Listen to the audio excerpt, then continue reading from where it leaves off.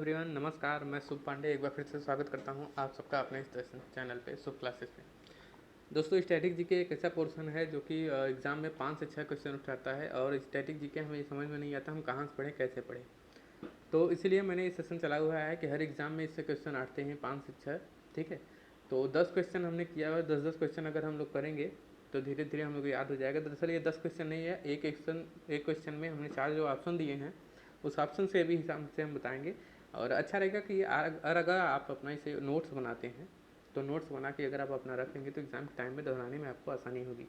ठीक है, तो चलते हैं, सेशन स्टार्ट करेंगे। उससे पहले अगर आप चैनल पर नए हैं तो उसे सब्सक्राइब कर लीजिए, क्योंकि कई सारे पार्ट में ये वीडियो आने वाले हैं, आपको नोटिफिकेशन जल्दी पता चल जाएगा। और वीडियो अगर अच्छा लग रहा है तो एक बार अपने दोस्तों को सबसे ज़्यादा शेयर कर दीजिए, साथ में लाइक करना बिल्कुल ना भूलिए। ठीक है, तो चलिए क्लास को शुरू करते हैं। सबसे पहला अपना जो क्वेश्चन है वो है कि where is the Birsa Munda stadium situated. दोस्तों, स्टेडियम से क्वेश्चन हमेशा उठते रहते हैं, तो इसीलिए मैंने स्टेडियम सबसे पहला क्वेश्चन रखा है कि आपका बिरसा मुंडा स्टेडियम कहाँ है। आपके ऑप्शन कुछ इस प्रकार से हैं: मुंबई, रांची, चेन्नई और कोलकाता। तो ऑप्शन के हिसाब से कहा तो बिरसा मुंडा स्टेडियम जो है वो हमारा रांची में है। रांची में, झारखंड के रांची में, रांची का है हमारे झारखंड में है। तो बिरसा मुंडा स्टेडियम जो है मेरा झारखंड में कर सकते हैं। बाकी के ऑप्शन अगर देखा जाए तो बाकी के ऑप्शन के हिसाब से देख लीजिए कि मुंबई, चेन्नई और कोलकाता, इन जगहों पे भी कुछ स्टेडियम है जो कि मुख्य हैं, वो आपको याद करने चाहिए। कि मुंबई में जो है वो आपका वानखड़े स्टेडियम पाया जाता है। वानखड़े स्टेडियम जो है वो मुंबई में पाया जाता है। और चेन्नई में जो है वो M.A. चिदम्बरम स्टेडियम जो है ये मुख्य है वहाँ का। वहाँ पे M.A. चिदम्बरम जो है वो चेन्नई में पाया जाता है। और कोलकाता में जो फेमस है वो आपको ज़रूर याद करना चाहिए, वो है Eden garden. Eden garden stadium जो है वो कोलकाता में है। चेन्नई में आपका M.A. चिदम्बरम है। और वानखेड़े स्टेडियम जो है वो मुंबई में है। और रांची में आप देख ही रहे हैं बिरसा मुंडा स्टेडियम है। ठीक है, ये 4 क्वेश्चन देखिए, एक से मैंने 4 क्वेश्चन बनाया हुआ है। 4 क्वेश्चन है। नेक्स्ट क्वेश्चन पे अपने बढ़ते हैं, जो कि है which city is known as pink city, यानी पिंक सिटी के नाम से किसे जाना जाता है। किस शहर को गुलाबी शहर के नाम से जाना जाता है। आपके ऑप्शन कुछ इस प्रकार से हैं: जयपुर, जोधपुर, उदयपुर और नागपुर। तो दोस्तों ऑप्शन देख लीजिए, जयपुर, जोधपुर, उदयपुर, नागपुर। तो मैं आपको बता देता हूं कि गुलाबी शहर जो है वो जयपुर के नाम से जाना जाता है। जयपुर जो है वो गुलाबी शहर के नाम से जाना जाता है। बाकी के ऑप्शन को अगर देखा जाए तो जोधपुर को किस नाम से जाना जाता है, उदयपुर को किस नाम से जाना जाता है और नागपुर को किस नाम से जाना जाता है। तो ये लिख दीजिए, इस सिटी के निक नेम में जोधपुर को जो है ये ब्लू सिटी के नाम से भी जाना जाता है। अगर आपसे पूछा जाए कि ब्लू सिटी किसे कहते हैं तो ब्लू सिटी जो है वो जोधपुर जाता है। साथ में इसे सन सिटी भी कहा जाता है। सन सिटी और ब्लू सिटी के नाम से हमारा जोधपुर जाना जाता है। देखिए, जयपुर, जोधपुर, उदयपुर ये तीनों हैं आपके राजस्थान में। जयपुर को गुलाबी शहर यानी पिंक सिटी, जोधपुर को ब्लू सिटी या नीला शहर या फिर सन सिटी जोधपुर को कहा जाता है। उदयपुर को आपको कहा जाता है कि सिटी ऑफ लेक्स यानी झीलों का शहर जो है वो उदयपुर को कहा जाता है। उदयपुर में ज़्यादा झील पाए जाते हैं, इसलिए उदयपुर को सिटी ऑफ लेक यानी झीलों का शहर कहा जाता है। साथ में अगर नागपुर को देखा जाए दोस्तों, इसे ऑरेंज सिटी के नाम से जाना जाता है। ऑरेंज सिटी, ऑरेंज मतलब संतरा, तो नारंगी भी कहा जाता है संतरा को, इसीलिए ऑरेंज को जो है वो नागपुर को ऑरेंज सिटी के नाम से जाना जाता है। तो ये 4 क्वेश्चन आपके क्लियर हो गए।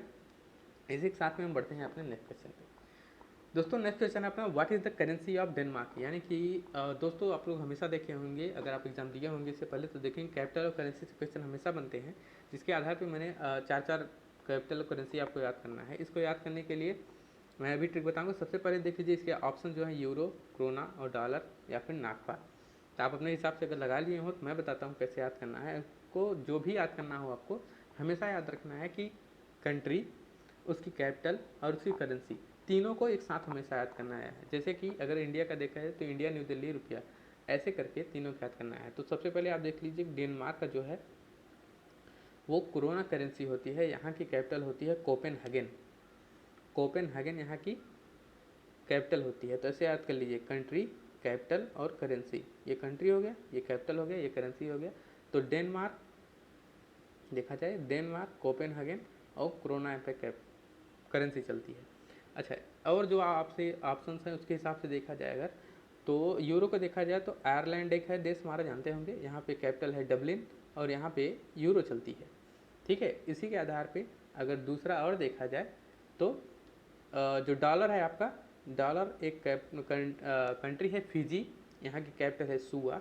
और यहाँ पे डॉलर चलती है। ऐसा नहीं है डॉलर केवल फिजी में चलती है, कई सारे चलते हैं, लेकिन एक कैपिटल करेंसी एक कराना है तो फिजी, सुआ, डॉलर। और लास्ट जो हमारा है वो है कंट्री एरिट्रिया, यहाँ की कैपिटल है अस्मारा और यहाँ पे करेंसी चलती है नाकफा। तो दोस्तों 4 कैपिटल करेंसी हो गए, Denmark Copenhagen krona, Ireland Dublin euro, Fiji Suva dollar और एरिट्रिया अस्मारा नाकफा।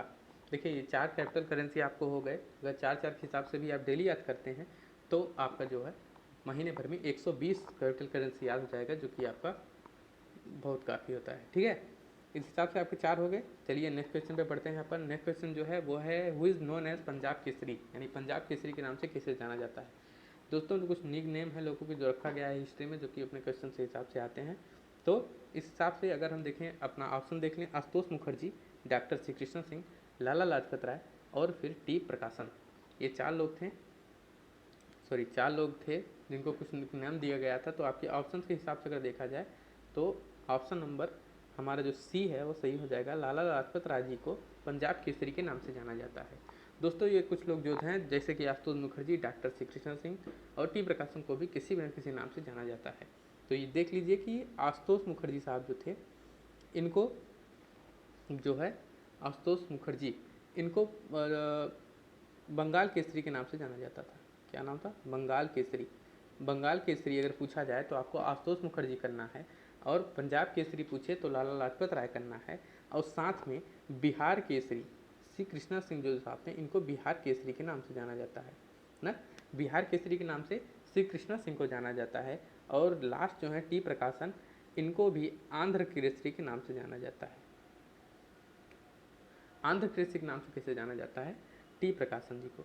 तो अब आपको अच्छे से समझ में आ गया होगा कि आशुतोष मुखर्जी साहब तो ये बंगाल केसरी के नाम से जाना जाता है, डॉक्टर श्री कृष्णा सिंह को बिहार केसरी के नाम से जाना जाता है, लाला लाजपत राय इनको पंजाब केसरी के नाम से जाना जाता है, टी प्रकाशन जी को आंध्र केसरी के नाम से जाना जाता है। दोस्तों ये कुछ मुख्य नेम है, मैं आपको आगे बता जाऊँगा, इसको आप अपने नोट डाउन कर लीजिए, एक ऑप्शन बना लीजिएगा, एक पेज जिस पे लिख लीजिएगा people and their nickname, तो उस पर आप ये बना सकते हैं। ठीक है, ये 4 हो गए। आगे बढ़ते हैं, हम लोग अपना देखते हैं, जो कि 5वां क्वेश्चन है हमारा कि वाल्मीकि राष्ट्रीय उद्यान कहाँ है? Where is the national park? Valmiki national park कहाँ है, वो कहाँ है सिचुएटेड, तो बताना है। आपके ऑप्शन ज़रा देख लीजिएगा, बिहार है, असम है, कर्नाटक है या फिर महाराष्ट्र है। तो देखिए दोस्तों, नेशनल पार्क और वाइल्ड लाइफ सेंचुरी से हमेशा क्वेश्चन आते हैं।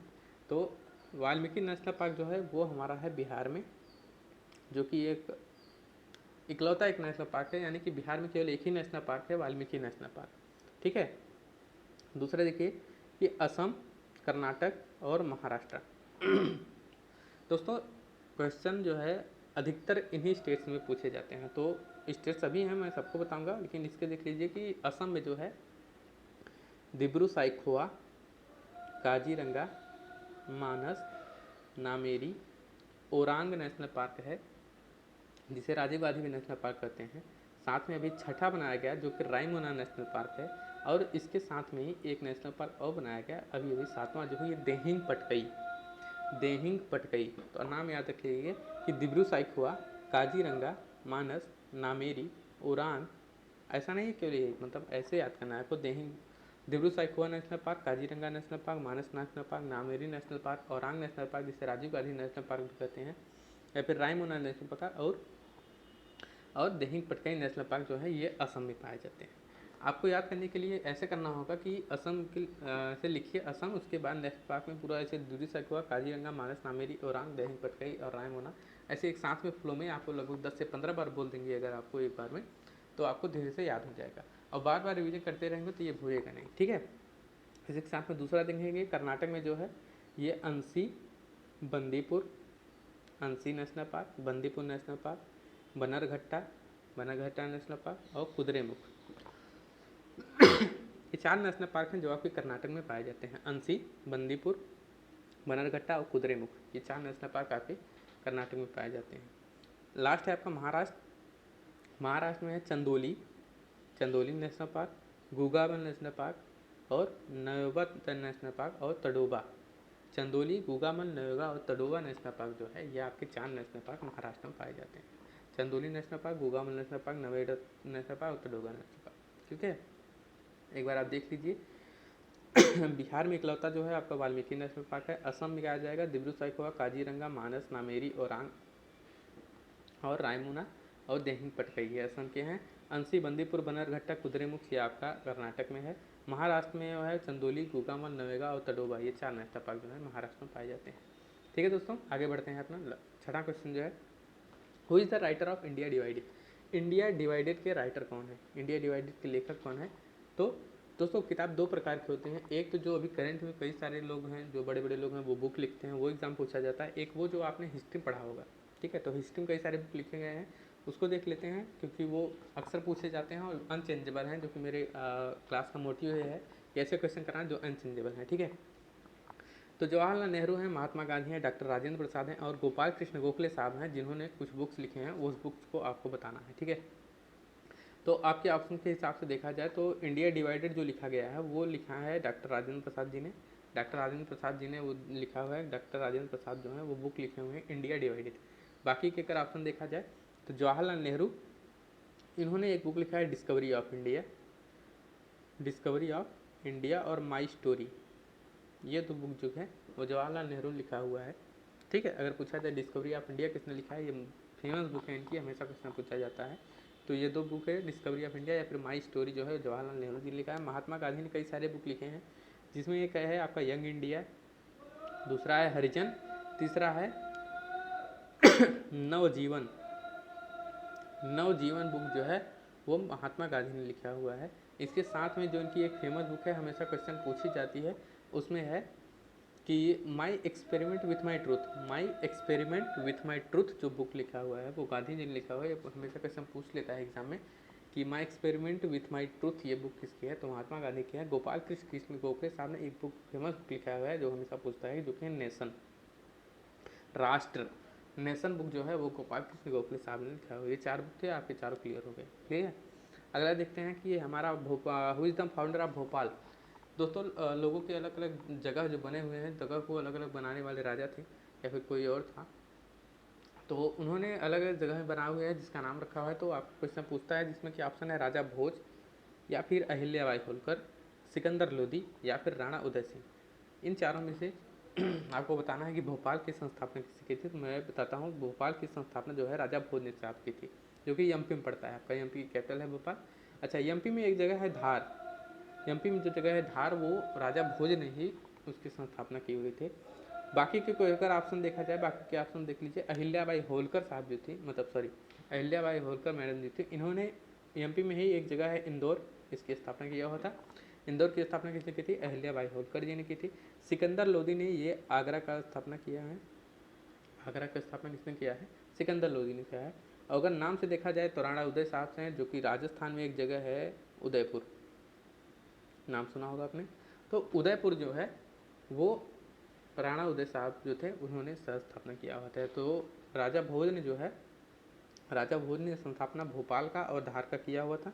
अहिल्याबाई होलकर ने इंदौर का किया हुआ था, सिकंदर लोदी ने आगरा का किया हुआ था, राणा उदय सिंह ने उदयपुर का किया हुआ था। 4 जगह संस्थापना आपको पता हो गया होगी। ठीक है, नेक्स्ट क्वेश्चन देखते हैं अपना कि who has been awarded with Gandhi peace prize 2019। 2019 का जो गांधी शांति पुरस्कार है वो किसे दिया गया है। ऑप्शन देखें तो आपके हैं शेख मुजीबुर रहमान, क्यूबोस बिन सैयद अल सैयद या फिर देविका रानी रोरी या फिर जी शंकर कुरू। तो ऑप्शन के हिसाब से अगर आपको देखा जाए तो ऑप्शन के हिसाब से आपको पता चल जाएगा कि 2019 का जो है वो क्यूबिस बिन सैयद अल सैयद को गांधी पीस प्राइज से नवाजित किया गया था, यानी ये पुरस्कार दिया गया था क्यूबिस बिन सैयद अल सैयद को। अब आपके दिमाग में 2020 का किसे दिया है, तो शेख मुजीबुर रहमान को, इनको 2020 का गांधी पीस प्राइज से दिया गया है। बाकी के अगर ऑप्शन देखा जाए 2021 में अभी नहीं दिया गया है। तो देविका रानी जो है, देविका रानी, इनको सबसे पहले दादा साहब फाल्के पुरस्कार दिया गया था। दादा साहब फाल्के पुरस्कार प्राप्त करने वाली सबसे पहले जो आदमी थे या फिर औरत कह लीजिए, वो देविका रानी साहब थी। ठीक है, लास्ट का ऑप्शन जो है जे शंकर कुरूप, ये सबसे पहले ज्ञानपीठ पुरस्कार प्राप्त किए थे। ज्ञानपीठ पुरस्कार प्राप्त करने वाले सबसे पहले जो आदमी थे वो थे जी शंकर कुरूप साहब। ठीक है, नेक्स्ट क्वेश्चन देखते हैं अपना, which day is observe as world music day. किस दिन को विश्व संगीत दिवस के रूप में मनाया जाता है। तो आपके ऑप्शन है 21 जून, 21 मई, 21 अप्रैल या फिर 21 मार्च। ठीक है, तो ऑप्शन के हिसाब से देख लीजिए, तो ऑप्शन आपका सही हो जाएगा। 21 जून को ही विश्व संगीत दिवस के रूप में मनाया जाता है। इसके साथ में इंटरनेशनल योगा डे जो है वो भी 21 जून को मनाया जाता है। नेक्स्ट क्वेश्चन देखते हैं अपना। नेक्स्ट क्वेश्चन है अपना where is the headquarter of SAARC, यानी सार्क का मुख्यालय कहाँ है। तो हेडक्वार्टर से अक्सर क्वेश्चन आते हैं, आपके ऑप्शन है काठमांडू, पेरिस, वियना या फिर जिनेवा। तो दोस्तों हेडक्वार्टर से आपके क्वेश्चन बनते हैं। नेपाल का जो काठमांडू है वहाँ पे सार्क का मुख्यालय है। सार्क का फुल फॉर्म होता है south Asian association regional cooperation. तो ये जो है वो नेपाल के काठमांडू में इसका हेडक्वार्टर है। साथ में अलग अलग जो दिए हुए हैं, फ्रांस का पेरिस, यहाँ पर भी किसी का हेडक्वार्टर है। तो इतने अलग दिए, फ्रांस के पेरिस में एक है आपका इंटरपोल मुख्यतः है यहाँ पे, फ्रांस के पेरिस में ही इसका हेडक्वार्टर है। साथ ही अगर देखा जाए तो वियना में आप दो याद कर लीजिए, एक OECD और ओपेक इन दोनों का जो ऑर्गेनाइजेशन है, ये दोनों बड़े, इनका हेडक्वार्टर जो है वो वियना पाया जाता है। जिनेवा में कई सारे हैं, मुख्यतः आप याद कर लीजिए कि W से शुरू होने वाले और O पर खत्म हो रहे, जैसे WHO हो गया, WTO हो गया, WMO हो गया, ये जो ऑर्गेनाइजेशन है इनका हेडक्वार्टर जो है वो जिनेवा में पाया जाता है। ठीक है, तो ये देखिए 10 क्वेश्चन हो गए, जिससे अभी तक आपने 40 क्वेश्चन कंप्लीट कर चुका है।